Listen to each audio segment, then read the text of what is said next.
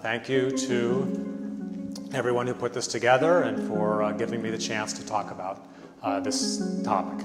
So you'll see as we go through that I'm not going to be especially focused on the details of question 4. I'm going to be talking more broadly about the arguments for legalizing marijuana. Some of the details specific to question 4 will come up, and we can get into some of that in the question and answer. But a lot of what I have to say is much broader than that. And indeed, in response to some of the questions that were just raised, if I had written question 4, it would look very different. It would not have some of the specific features that this particular ballot initiative has. Okay, so as you know, Massachusetts is considering legalization. Okay, we have already decriminalized marijuana in Massachusetts, which means that possession of a small amount, ounce or less, is no longer a criminal penalty. It's punishable only by, roughly speaking, a traffic fine. Okay, we have also legalized medical marijuana in Massachusetts. There are now, I believe, 8 dispensaries that are open, which can legally sell marijuana for people who have qualifying conditions and appropriate prescriptions. The issue we're talking about, the issue for question 4, is whether to fully legalize under state law, okay, so that people can purchase, consume, grow, distribute, etc. for purely recreational reasons. No doctor's prescription or anything like that is necessary or involved. Okay? And it's useful to note, more broadly than today's conversation, that question 4 would only affect the Massachusetts state law. Marijuana would still be illegal under the federal law, just as it's still illegal under the federal law in the 4 states that have already legalized: Colorado, Washington, Oregon, and Alaska. And that potentially creates very messy conflicts between federal and state government. Okay, but I won't get into that today unless maybe it comes up in the questions. Okay? It's also worth noting that, let's see if this works, 5 more states are considering legalization, okay, in November, just about a month. Okay, California, in addition to Massachusetts, California, Arizona, Nevada, and Maine. So I want to talk about 4 issues related to the basic question: should marijuana be legal or outlawed? The 4 issues are the alleged harms from use, the potential benefits from use, okay, the impact that legalization might have on marijuana use and the outcomes related to use, both positive and negative outcomes, and then the side effects, mainly negative side effects, of the alternative to legalization, that is to prohibition. So people make many claims about how marijuana use leads to various adverse outcomes. It's bad for people's health, allegedly. It's bad for their productivity, their ability to get up and go to work, or their ability to do their jobs well at work. They worry about educational outcomes. They worry that marijuana use precipitates crime, okay, of various types. And in addition, that marijuana use leads to use of other drugs, harder drugs, such as cocaine, heroin, and so on. So the message I want to convey is simply that these claims are between false and highly exaggerated. Okay? Now, I don't want to say that anything is completely safe. Tons and tons of things that we all do every day are not completely safe. Most of you drove here in a car. Driving a car is not completely safe. Many of you consume alcohol. Many of you ski on dangerous double black diamond ski slopes not very far from here. Okay? People eat all sorts of foods which are potentially very bad for you, okay, if done in excess or if misused in various ways. And you could go on and on and on about all the zillions of products that exist in the world that are legal and have for the most part always been legal, and that can be and are very dangerous and that kill lots of people every year, such as automobiles. And yet all those products are legal. Okay? So I'm not saying that marijuana is completely safe, but if you compare its documented harms, its documented effects on people's income, its documented effects on tendency to commit crime, or any of the things on this slide, you will find that compared to an awful lot of things which have been legal for a long time, marijuana is incredibly safe, at least relatively speaking. So let me talk about just a couple specifics. Okay? On productivity, okay? There's frequent allegation that people who use drugs, marijuana or other drugs, okay, end up not being able to hold jobs, they're less employable or less employed, that they have lower wages or incomes and things like that. The systematic studies which examine this find, in fact, that the marijuana users have higher incomes. outcomes than people who are not users. Does that mean that the marijuana use caused them to have higher incomes? Probably not. It probably tells you that people with high income can afford marijuana, okay? Or it tells you that there's really just some types of people who happen to be hardworking and creative or outgoing or whatever who happen to also consume marijuana, okay? But that should make you very, very nervous about any of the standard claims that correlate marijuana use with allegedly bad or good outcomes, because there's a zillion reasons why those correlations don't tell you anything about the causal effects. Okay? To take a different example for a moment, okay, there have been allegations that marijuana causes crime back to Harry Anslinger, the head of the FBI in the 1930s. Okay? Widely believed that that was based substantially, if not entirely, on racism. Mexicans were migrating to various US states in the 1930s, and Mexicans were relatively heavy users of marijuana at that point compared to the native US population. And so the association of crime and marijuana was simply a way to slander Mexican immigrants, to create more pressure against Mexican immigrants, and to make life less hospitable for Mexican immigrants, okay, by alleging that they in fact were involved with crime. There is no systematic data, no data of any kind that suggests marijuana use actually makes people criminogenic or anything like that. Causation is very much the reverse, from government policy to causing crime associated with drugs. I'll talk about that a little bit later. Okay, the next part, which I think personally is underemphasized by the advocates of legal marijuana, is to talk about the potential benefits from use. Now, that does get discussed in the medical marijuana framework, but it's frequently omitted when we're just talking about recreational marijuana. The fact is that tens of millions of people in the United States every year, okay, somewhat smaller numbers every month, use marijuana without any apparent negative side effects, okay, without causing serious negatives to anyone else. Okay. Of course, okay, sometimes things go wrong, but that's, as we said, true of zillions of other products. It suggests that these people, or at least most of these people who are using marijuana, perceive some benefit.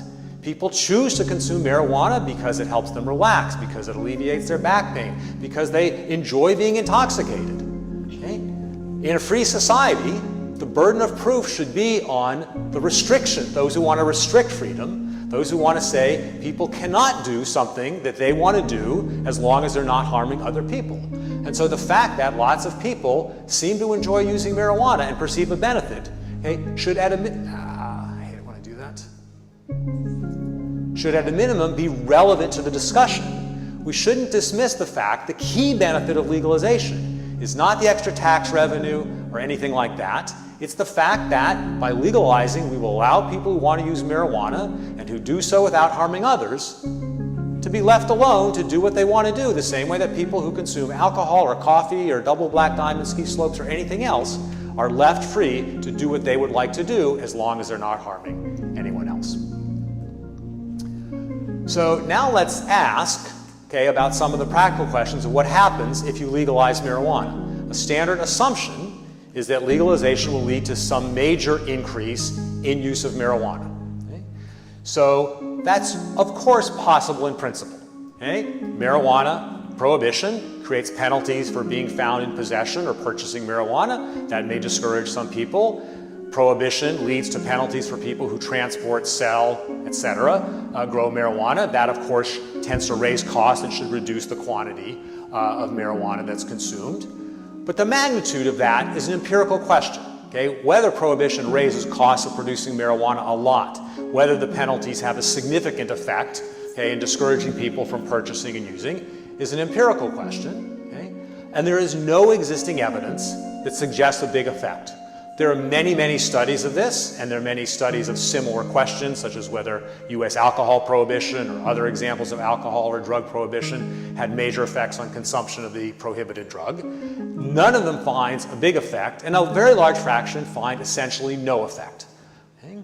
So, to take specific examples that are highly relevant here, in this context, Colorado and Washington have legalized marijuana now almost 4 years ago. 2 other states have done so 2 years ago. There's not really quite enough time to even get much data from those 2 states. And in a paper that I recently published with some co-authors, we examined what happened to marijuana use drug use, alcohol use, and so on in Colorado and Washington as a result of their legalizations? And the answer is really simple. Not much. Okay? Relative to the pre-existing trends and patterns, there were essentially no detectable change in what happened to marijuana use. There's no obvious reason why one shouldn't expect exactly the same thing in Massachusetts. Now, from my perspective, okay, that is not the only thing that's relevant. That's not necessary to support legalization, because I don't think we should be trying to keep people from consuming marijuana. Okay? In fact, we're harming people who want to consume it by preventing them from consuming. But if you are concerned about that, the evidence is that the policy of prohibition has almost no effect in reducing use. Now, there are a whole bunch of other outcomes that people are concerned about. Okay, other drug and alcohol use, as I mentioned. Well, I'm definitely not doing well with this today.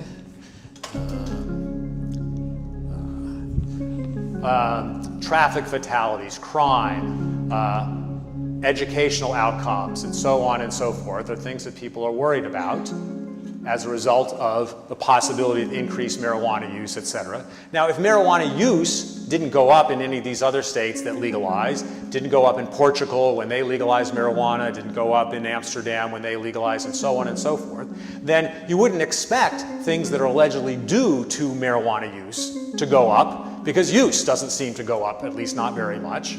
Okay? But it's nevertheless interesting to look at those things. Okay, we're just going to have to deal with it this way.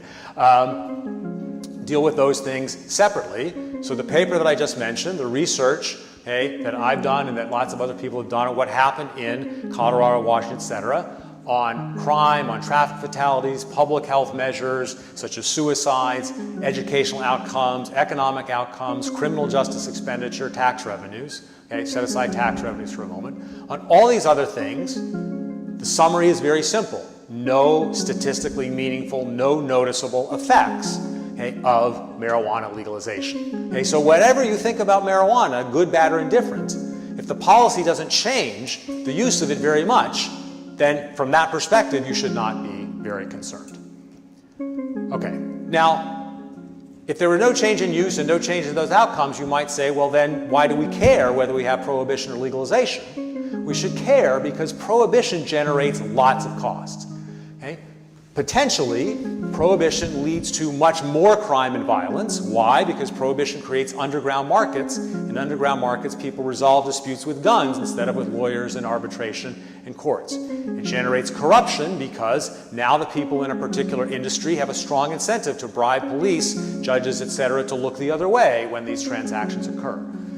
Prohibition is incredibly awful from a civil liberties perspective, from a racial justice perspective, because prohibition laws for a victimless crime are inevitably enforced very racially differentially. That's why jails are full of people who are African American, Hispanic, even though use rates for marijuana and other drugs seem to be essentially the same for people of different races. More people end up accidentally getting poisoned and have negative health effects from consuming drugs in an illegal market because you don't have good quality control in an illegal market. You don't know whether the marijuana has a high THC content or a low THC content, and so on and so forth. You can't do medical research because the prohibition framework makes it extremely hard to do research on marijuana. Under that circumstance, you expend huge amounts of criminal justice resources, you disrupt other countries like Afghanistan, Colombia, Peru in the attempt to enforce prohibition. So prohibition has really awful negative effects. So unless you think that prohibition is preventing a lot of use and it's preventing use which would have been really harmful use to someone, then it's absolutely unambiguous that legalization is better than prohibition. Now, I should emphasize that it says here potentially. Because at this point in the United States, the best way to think about it is that marijuana prohibition has roughly been in abeyance. It still exists on the books, federally and most states, but in practice, marijuana prohibition is not being very well enforced, which means that a lot of these things are no longer happening to a significant degree, they're happening to a small degree. And that's part of why we shouldn't expect much change at all if we formally legalize marijuana, because we already have gone an awfully long ways to de facto legalizing marijuana. Nevertheless, there still are some benefits. Governments will be able to collect the tax revenue not huge amounts, but not completely trivial amounts. And the people who want to consume marijuana will be able to do so in peace and quiet, not with the possible risk, admittedly small, but nevertheless the risk that you get arrested, hassled, whatever, okay, as a result of engaging in something which is not hurting other people. Okay, so to summarize, I would certainly accept that reasonable people can make an argument for why policy might want to discourage some aspects of use of marijuana or alcohol or tobacco or other drugs under a legalized system. Age restrictions, time and place of use restrictions, etc.